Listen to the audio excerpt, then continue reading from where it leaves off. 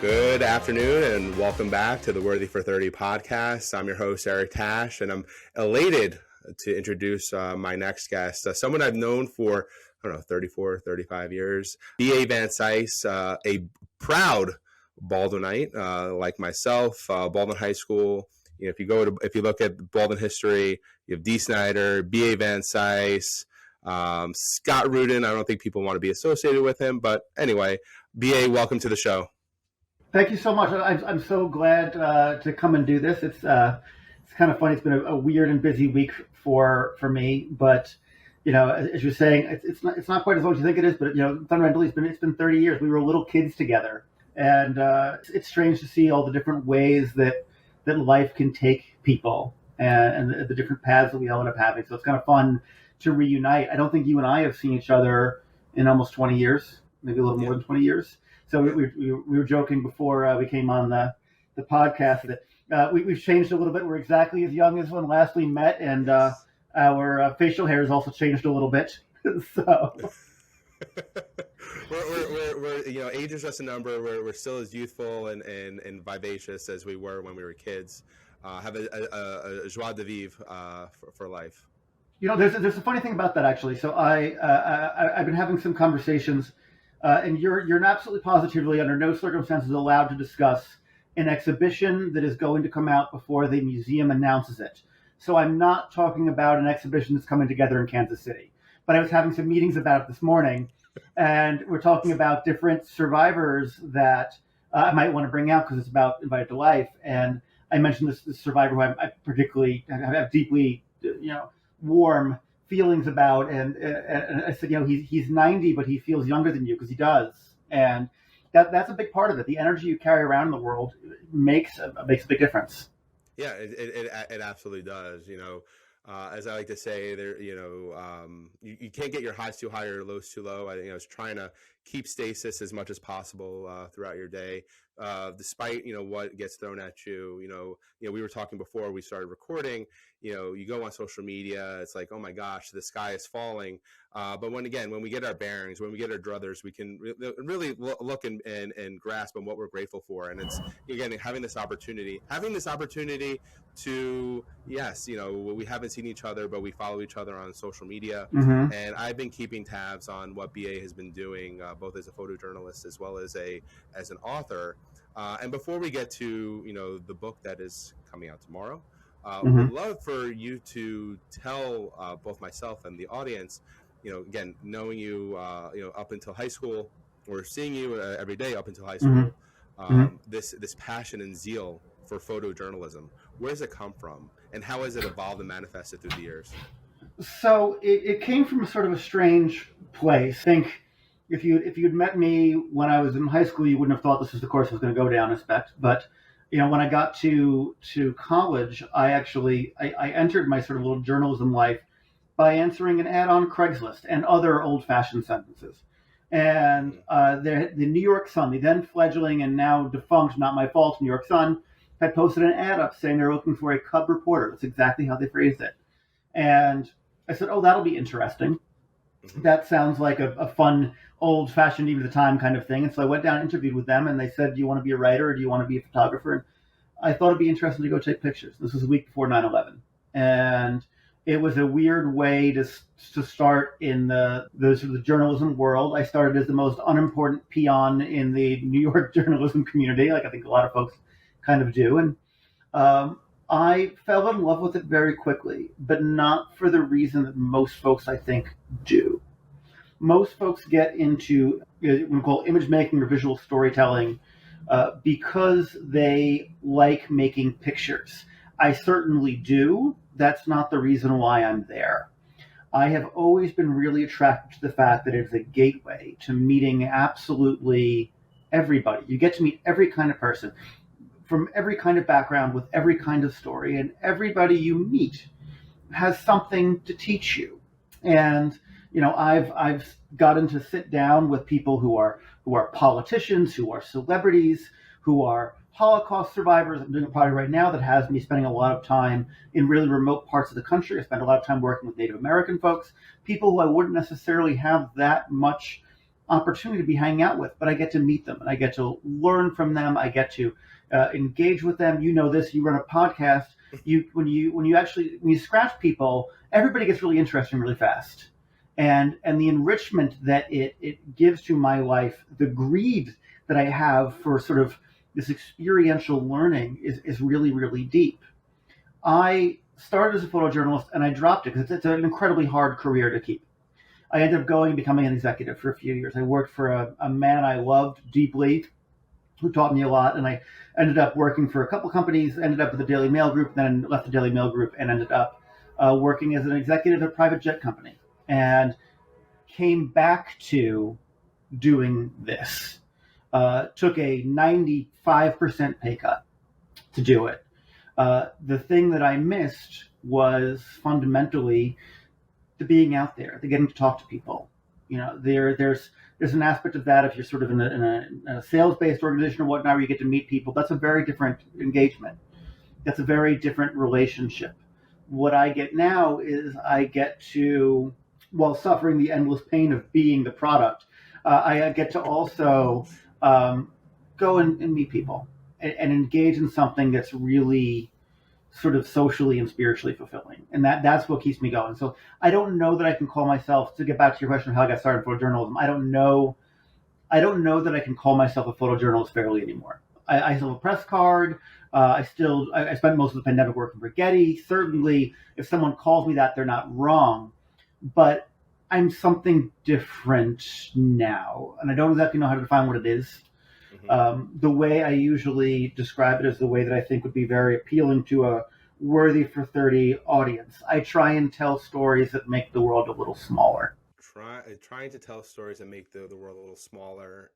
No, that's tremendous. What I try to aspire is to do is bring on people like yourself, BA, which is how do we make the world around us just a little bit more familiar? And I think that's what you're doing, through that experience, through sitting down with different groups and really getting to understand the humanity. As I was preparing for our conversation today and looking at your projects, both from the exhibitions, the books, photo capture, there's that humanity element that is the common denominator that I've uncovered is, for instance, like the poets that you profiled in Children of Grass. One of the interviews that you gave is like, I didn't know that they were so humorous and humorous and had this gregarious nature about them. I thought there was and again, I'm not quoting you, but I'm just from what my interpretation is, they sit behind a desk, and when something comes to them, they put it on paper and they put it out there. No, you really understood who these people are and were. Which I think is incredible, to your point about the humanity. People almost always defy their stereotypes. When I started Children of Grass, I expected it to be a bunch of sort of lofty academics who were highly engaged with ponderous processes. And in reality, it was a bunch of people who like to have fun, really have experiential lives. Working with survivors, when I started doing the Invited to Life project, I started something very different than what it turned into, but you certainly have this image that's portrayed of what Holocaust survivors look like. There's certainly popular images of the stereotype of Jews. Not all survivors are photographed are Jews, but most are, and what that looks like. And in reality, it doesn't really match the experience. All of my poets, and I have an obnoxious habit of calling them my poets and my survivors. All of my poets, they weren't necessarily people who were sitting around just smoking pipes and wearing tweed and thinking about deep thoughts all day long. And most of my survivors are not sad. Survivors are always portrayed as being these victimized, pathetic people, and they're really, really, truly, I can't express it strongly enough, they're not that. Mm-hmm. Then other projects, I have a project called Elsewhere that no one cares about that I love, which is about sort of America's overlooked quarters, and people expect a certain thing, for instance, of the poor in America, which isn't exactly accurate. People have a certain thing they expect of the wealthy in America, which isn't exactly accurate. Everybody's complex. Everybody kinds of defies the box you want to put them into. Right, and it's up to, and what your objective is how do you frame, and you thought before, I published this piece of work, that this person fell into that box, but actually they don't. It's a bit more sophisticated, it's a bit more nuanced. Going back to the Holocaust survivors, the poets. I do actually want to talk about elsewhere, because it's very interesting in the sense that, again, you're capturing America, again, marginalized America, potentially Mm-hmm. neglected America, Mm-hmm. people and places that you don't normally think. Again, I try not to be this, a former, New York resident who thinks that the United States is New York, a little bit of Mm-hmm. Chicago, and then LA, and everything else in between is just flyover. No, there's America is vibrant. It's the diversity. It's the melting pot. That Mm-hmm. that we talked about, growing up, is that, the reason why, people came from the old country, like for me, for my family, we Mm-hmm. came from with present day Belarus. Mm-hmm. Again, the thought of, getting on the ship and going through Ellis Island, and the streets of New York are painted gold, but again, it's more than that. It's the land of opportunity. And when when my ancestors, again, I'm thinking that I was there on the boat, but when they were coming to America, they weren't thinking that New York is a land of opportunity. America is a land of opportunity. America is this exceptionalism that it provides. So I'd love for you to talk about elsewhere, and why it means so much to you, and for the audience. Yeah, so I mean, so fundamentally, there's. I was just googling. I can't remember who it was, but there's an old writer who commented that we were told that when we got to America, the streets would be paved with gold. When we showed up, they found out that they weren't paved at all, and in fact, we were expected to pave them. There's. I can't remember who said the quote, and I just couldn't find it in 5 seconds while you were chatting. There's a strange aspect to it, only because Elsewhere is probably my most beloved project, and nobody cares about it at all. It comes out of this thing that I feel very strongly. I have a very, very deep love of America and the American experience and the American opportunity, but I always have to clarify that, especially because we live in sort of troubling and troubled times. My love of America is sort of the love of a good spouse. I see its defects. I want to improve it. I hope it Mm-hmm. sees the defects in me and wants to improve me. It should be the love of a spouse, not the love of, the way you love your ex-girlfriend who seems perfect in hindsight. She wasn't. There's there's there's there's a reality to that. I travel for a living. I travel constantly. I travel everywhere. And uh, when you go into America, it is challenging it's impossible actually to avoid some of the warts of it. It's a big, complex society. Aaron Sorkin wrote in The American President 25 years ago that America's advanced citizenship, and that's true. And Elsewhere gives me an ability to do something I love to do with every single one of my projects, which is tell you I'm telling one story and actually tell you another. And Elsewhere ostensibly looks like, oh, BA is running around and taking pictures of airplanes. Isn't that cute? And then you read the narrative of it and understand, oh, there's actually something else going on there. And it came out of this very real, ingrained thing for me. And I'm going to spoil for your listeners something about you and I that we have in common. Mm-hmm. Eric grew up about 3 blocks away from me.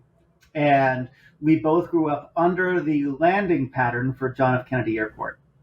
And constantly, there was just this constant din of airplanes landing over us. And it never got tired for me. My father worked at the airport, and we'd go out on Saturday mornings and listen to the Concorde take off. And there's a miracle of flight. There's a miracle in America that people can always be reinventing themselves.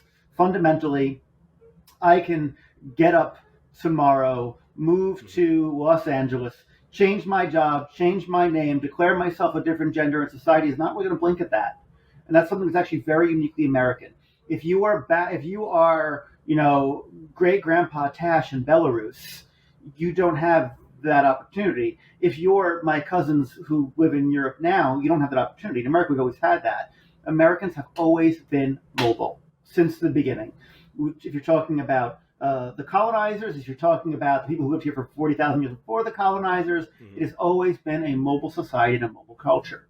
But fundamentally, while everyone else is moving around and chasing opportunity or being chased by opportunity or being chased by the law or anything else, there's always folks who are left behind. There's always folks those opportunities leave behind. And Elsewhere is sort of a visual way of showing that. Right. No, it's great. So, in terms of folks who want to learn more about Elsewhere, where can they go to My learn website, more? my website's the best thing for anything really. I keep it updated fairly regularly. It's bavansise.com. BA Ventures. Yeah. Elsewhere shows in little dribs and drabs here and there. There occasionally some museum somewhere will pick up a picture of it here and there.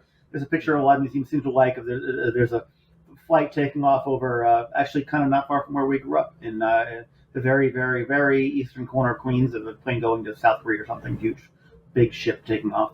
But that's the best place to find anything. So generally speaking, so Okay. All right. yeah. bavantsize.com, and I'll include that in the show notes. And just I'm moving a little bit along, and I definitely want to get to Invited to Life. BA's latest project, latest book, which is coming out tomorrow, is right before we started to record, I brought up this point of Marshall Karp, this advertising executive who wrote this huge Quora response in terms of like what he learned and his inflection point in life. And he's 39. He was at that point in his life. He was 39. He reached the peak of his career at an advertising agency.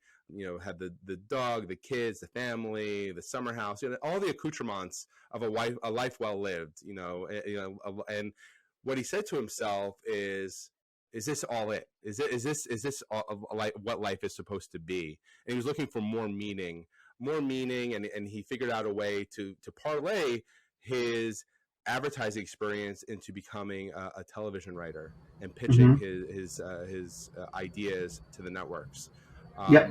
Did you have something similar? Again, as you evolved your career, did you reach an inflection point again? You're talking about these projects which have this commonality about humanity, about Mm-hmm. the really to getting to know your subjects and why it's important for the viewer or the person who's reading to really understand the importance of why you're taking the time to meet with these people.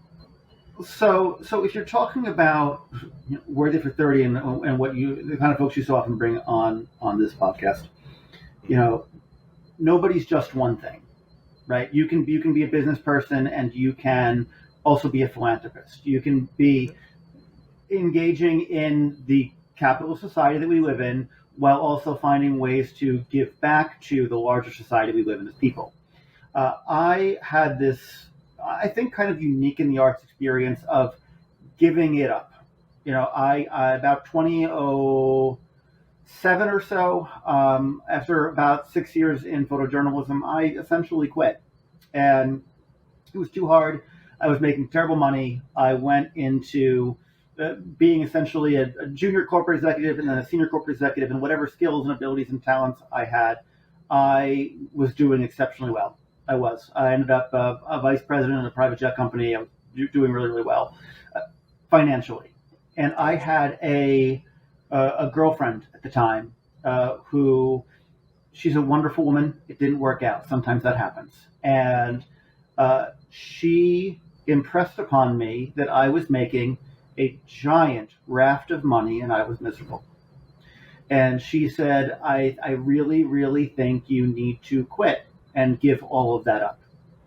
And I haven't seen her in 6 or 7 years or so. Mm-hmm. She was her own life. I occasionally check in with her. I talked to her actually a couple weeks ago.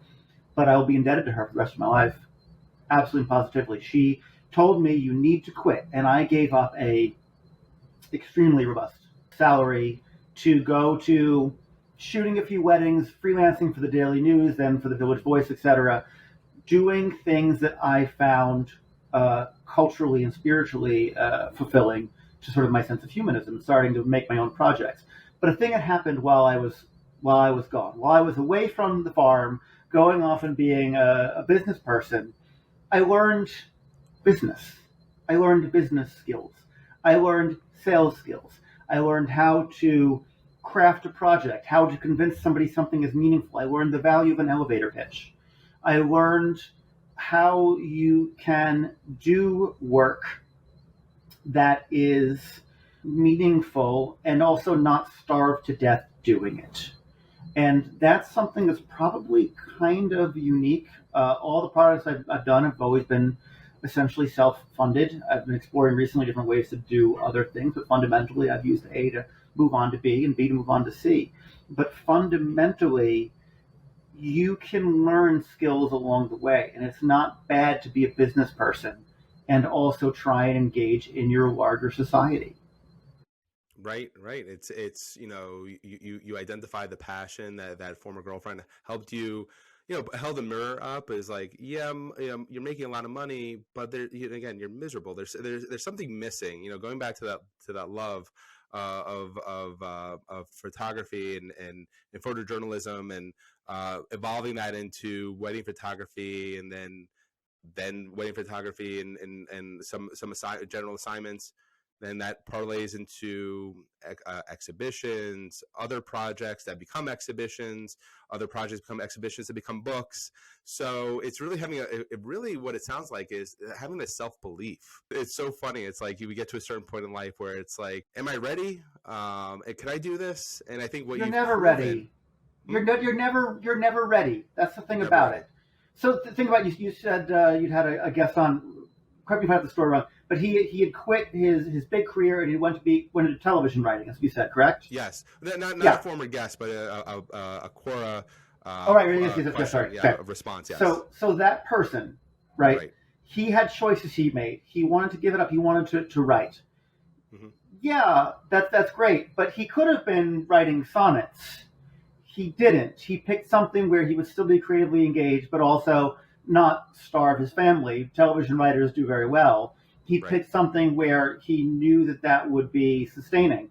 When I jumped ship from being a loathsome business person, I went I went into initially photographing weddings because they're a way to monetize photography. Now it turned out that I deeply, deeply love shooting weddings in a way that very few, maybe no photographers really actually ever do. I truly love it. That's unusual, but also fundamentally, that's not where I started with it. I started with it because I needed to, not starve to death. And I could have said, well, I want to go and make pictures of this thing or that thing and hope for the best. But Hmm. fundamentally, anything is hoping for the best. I shot weddings and then started shooting assignments and then started shooting these projects, you know, basically being Tarzan and swinging from vine to vine, hoping the next vine will be right behind it, right? And that is a fundamental business skill. You will never meet a successful business person at really any level who doesn't have a story of, well, I had this other idea and it failed. I was working at this place and I was fired. I was going to college and then I quit. There has to be a root and an element of failure and the absolute ability to be willing to accept that you could be ruined at any given moment. You asked about Elsewhere before. I have worked on Elsewhere on and off for about 4 or 5 years. I doubt I've made a penny off of it. I don't think that I have. I love it and I do it, and I do other things that sometimes work out and sometimes don't.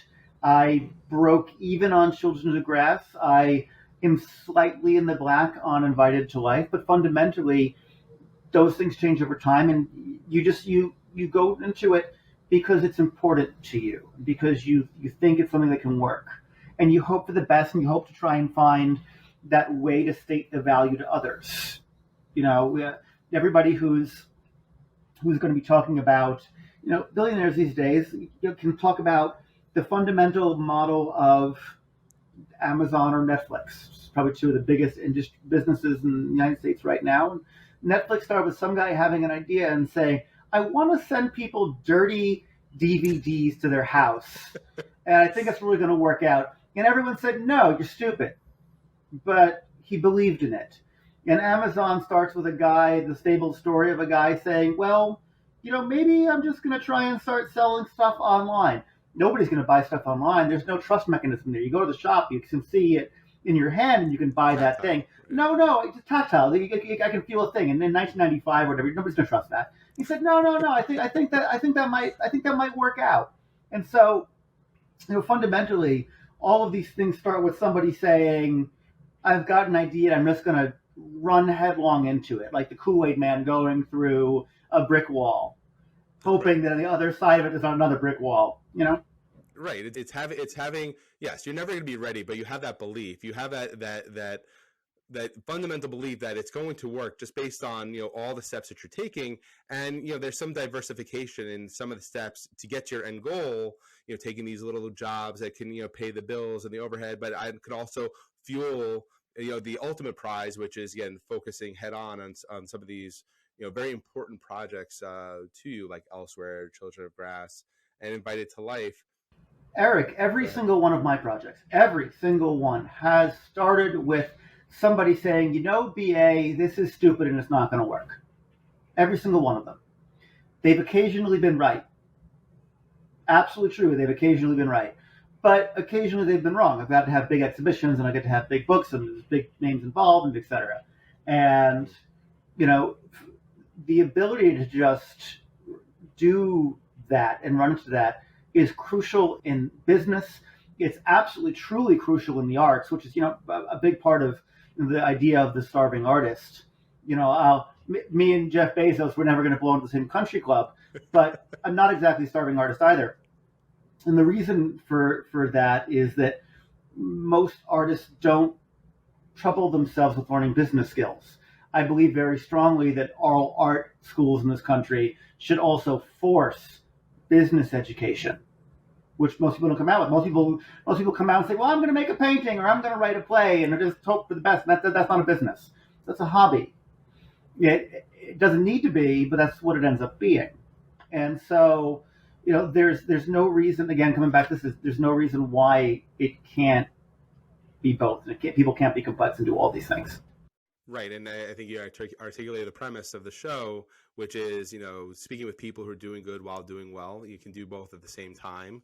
Finding purpose and profit. To your point, there's nothing wrong with pursuing your art, but it's also key and necessary if you want that to turn into a business to have those skills in order to make it from hobby to an actual sustainable business to maintain a living.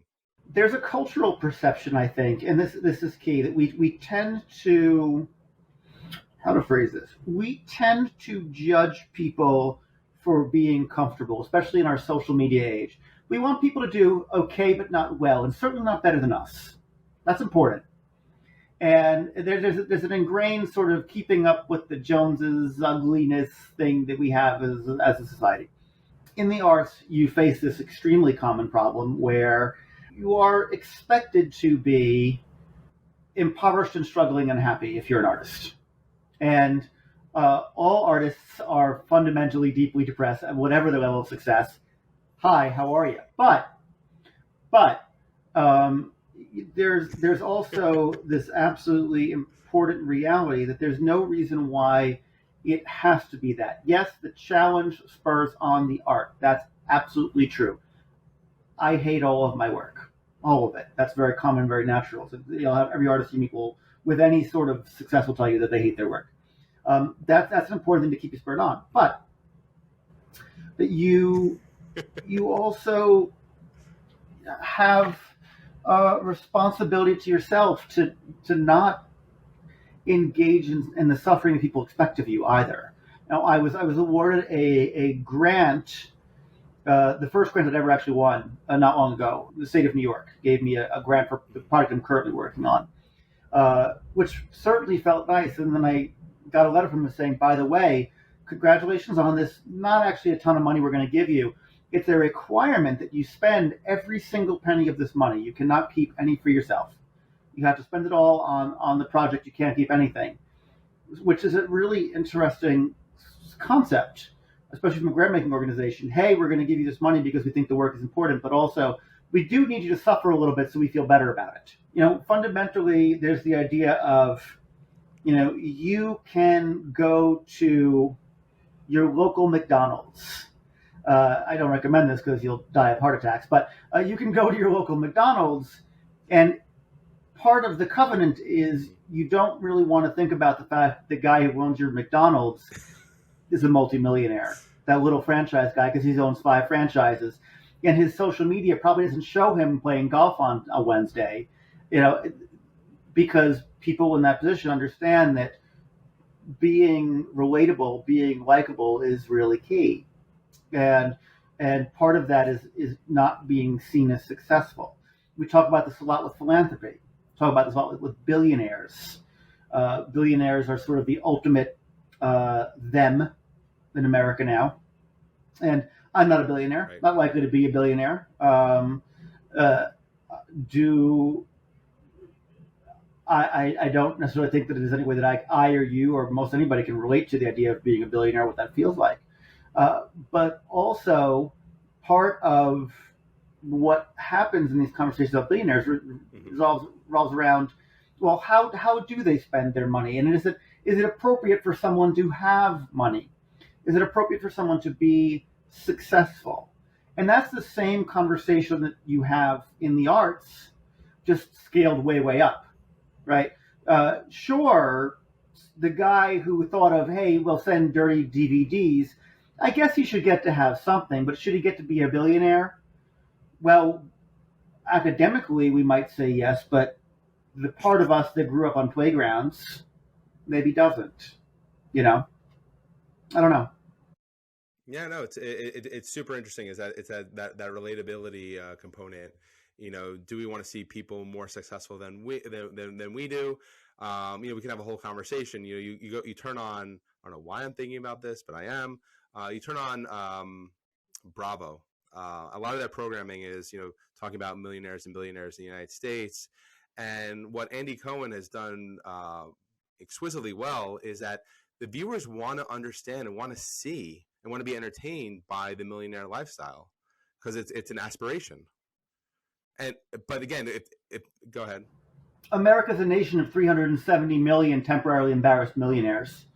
Everybody thinks that they're one good idea away from that. And so that's why we can allow ourselves to be entertained by them. We also have a tendency, again, to them.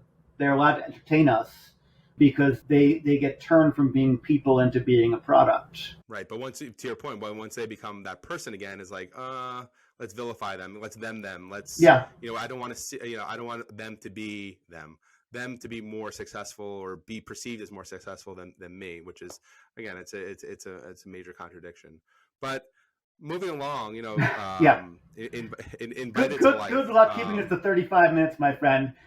Yes, good Yeah. luck. I know. Good luck, yeah. Exactly. We're catching up here. I would be remiss to not mention, when I said, B.A. Van Sise to my parents is coming on the show, the cavelling, look what the work that he's doing, for the Jewish community, bringing, incredible awareness. Again, it should not be understated. I, for one, again, as I mentioned early on in the conversation, my family came to the United States, in the early-ish 20th century, fleeing the pogroms in modern day Russia and Belarus. So I went to Hebrew school. I understand the Holocaust. I understand it's incredibly important for us to remember the Holocaust so it doesn't happen again. Mm-hmm. It's an incredible lesson. And to your point, the temperature in the United States has been turned up. Oh yeah. And more importantly, and more specifically, the rise of anti-Semitism in the United States. You and I have spoken about this separately. Is an issue that we need to address head on. I think the New York Post stated that 60% of hate crime incidents in New York City has been caused by anti-Jew hatred and rhetoric. So yeah. All that's to say, this project, this book, the exhibition, again, it's incredibly important for us to discuss because, again, this generation is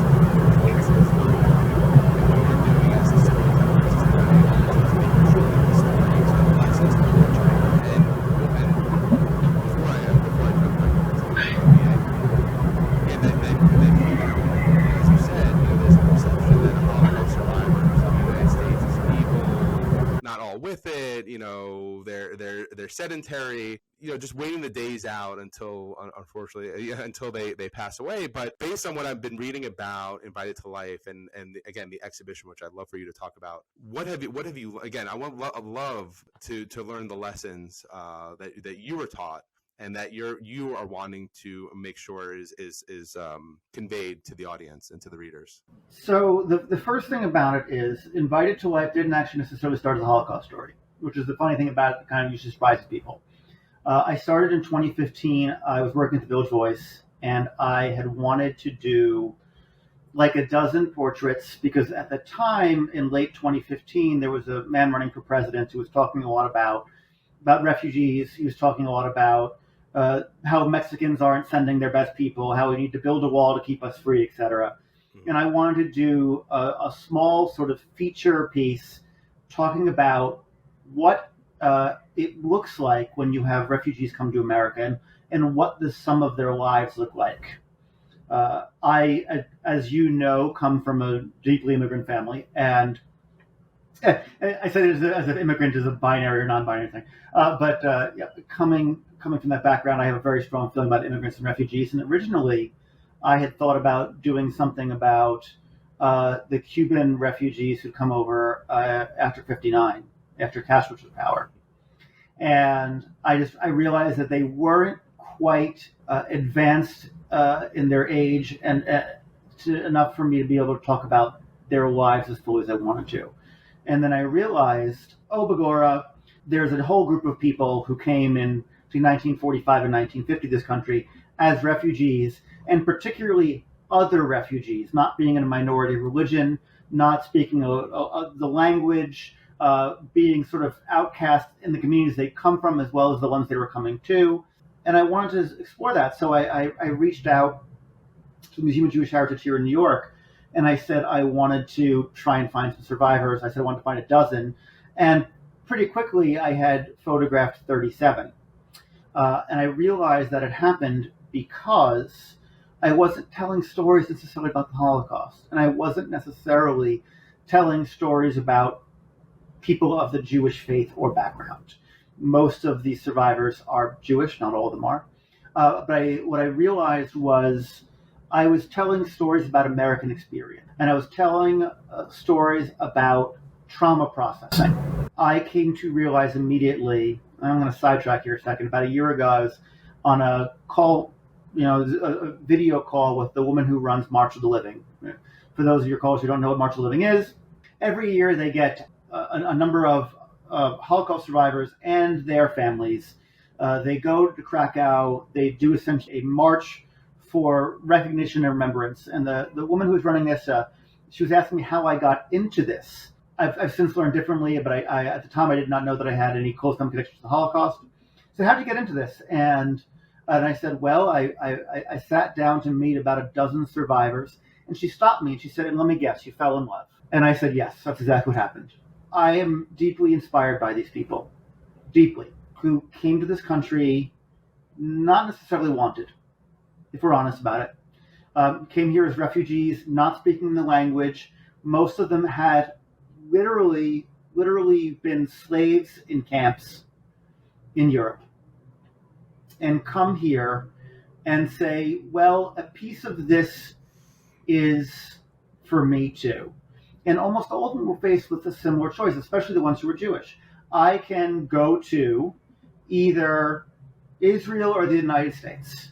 I can go to Israel, where I'll be like everybody else, or I can go to the United States, which is advanced citizenship, but presents a chance for opportunity, perhaps a chance for ambition, perhaps a chance to start completely anew. And they get sent to every corner of this country. They get sent to Pittsburgh, they get sent to Ohio and California and Florida. There's a guy in Oklahoma, there's people in Texas, absolutely everywhere you can imagine they get sent to places where they're extremely other. And they takes the word, a piece of America for themselves. And there's something that's deeply incredible and deeply inspiring in that. But here's the thing. Here's the real thing for me. They are, and I am unambiguous in this, the most joyous people you will ever meet. I have met 140 Holocaust survivors. I'm willing to bet that there's probably nobody alive in the States right now who knows personally more survivors than I do. And when I say no, we hang out. saw 5 of them last week. I went to dinner with one of them who, like me, has received hate mail because of Invited to Life. And, I have seen what these folks can do and how they've overcome. And I've also learned something from what they've taught me about your specific question, which I have not forgotten. You're talking about the rise in social anti-Semitism in America right now.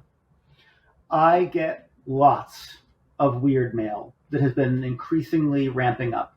And when it gets to me, B.A. Van Sise, gadding around, having a good time, wearing silly hats, making art, it's really kind of filtered down to a really kind of weird level.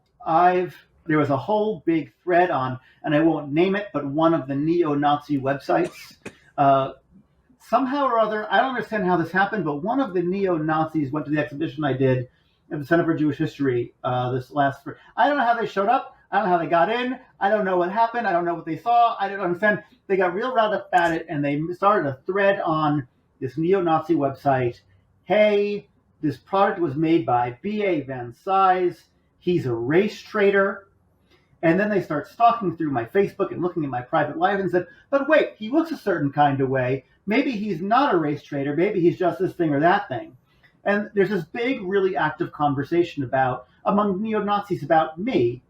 And again, for those of you who are just tuning in now somehow, Eric's known me for 30 years.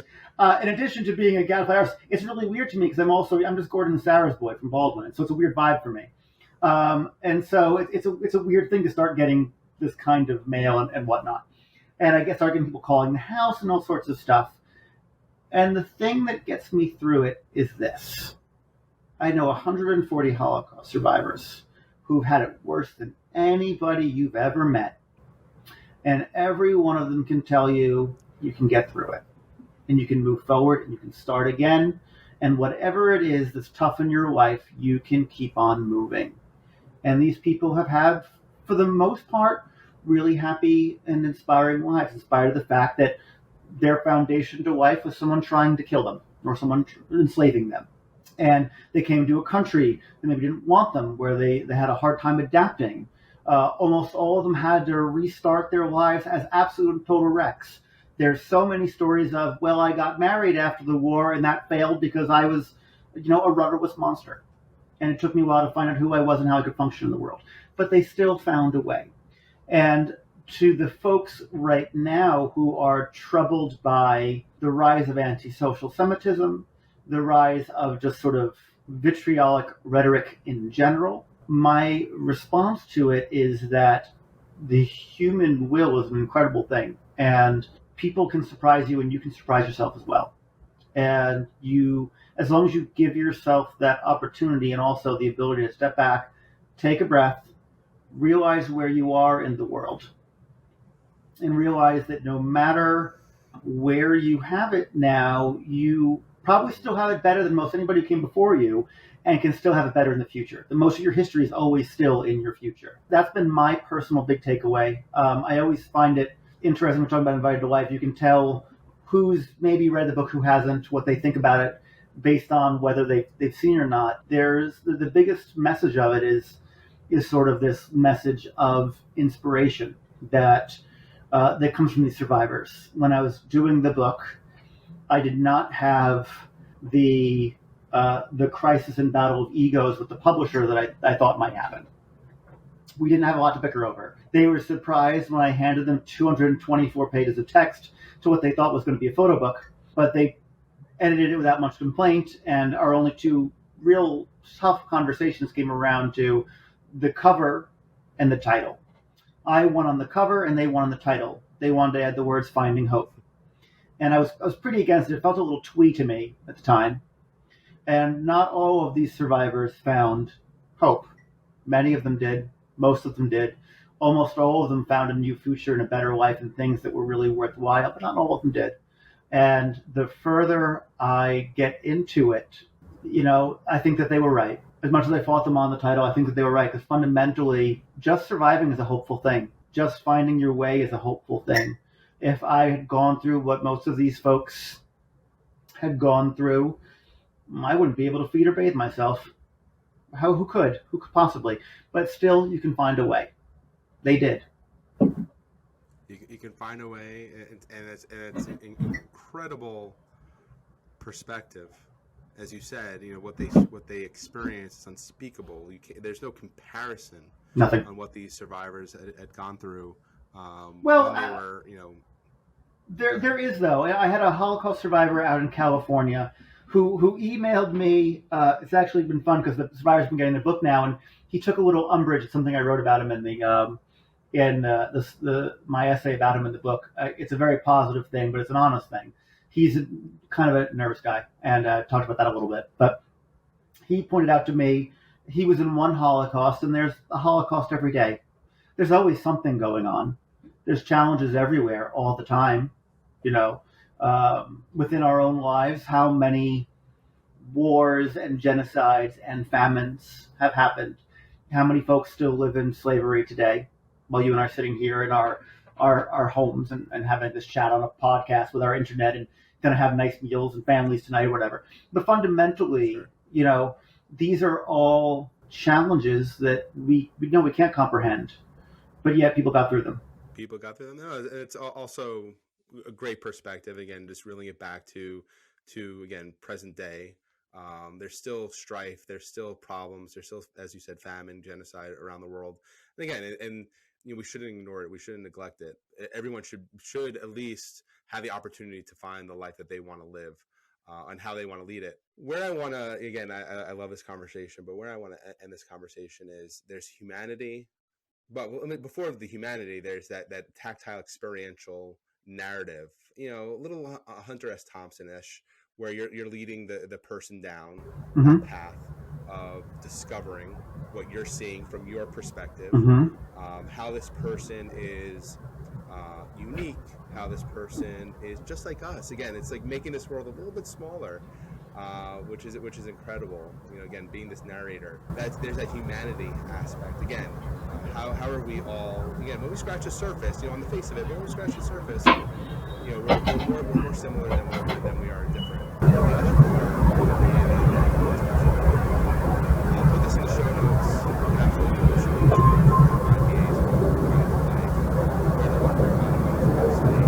and also Monday. the Strand event, the event at the Strand Bookstore by Union Square, where you can meet BA as he talks about And two of the survivors, two Auschwitz survivors are going to be joining me, which is the thing I'm really excited about. The Strand said you can do whatever you want. You can do whatever you want, and I said, okay, well that's intimidating.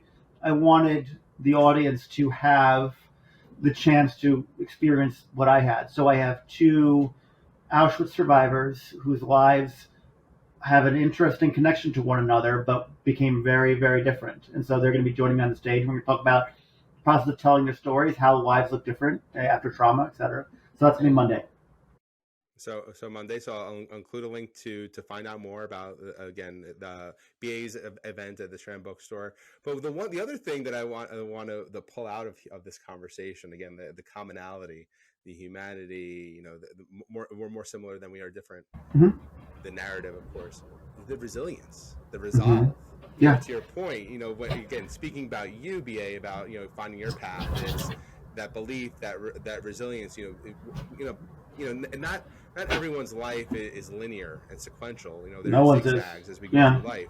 Yeah, and again, we're not different. The listeners aren't different. I imagine there are foibles and successes along the way, but again, it's that resolve. And that resolve that gets infused into the story that you're telling.